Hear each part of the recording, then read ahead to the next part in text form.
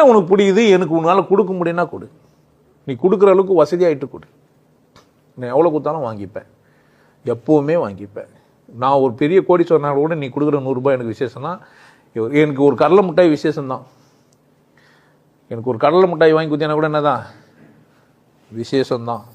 அதில் வந்து மாற்று கருத்தே கிடையாது. எள்ளு குத்தா கூட விசேஷம்தான், விதையா இல்லை, ஒரே ஒரு எள்ளு குத்தா கூட என்னால் முடிஞ்சது அப்படின்னா.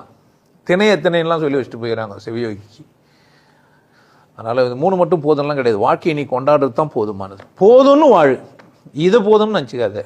சாப்பிட்டுருக்குற, நல்லா சாப்பிட்டேன்னு வாழு, நல்லா தூங்கினேன், நல்லா வேலை செஞ்சேன், நான் நல்லா பெண்ணாக இருந்தேன், நல்லா ஆணாக இருந்தேன், நான் ஆணாக இருந்து கொண்டாடினேன், பெண்ணாக இருந்து கொண்டாடினேன், பிள்ளைங்களை பெற்றேன், அதுங்களை படிக்க வச்சேன், வாழ வச்சேன்.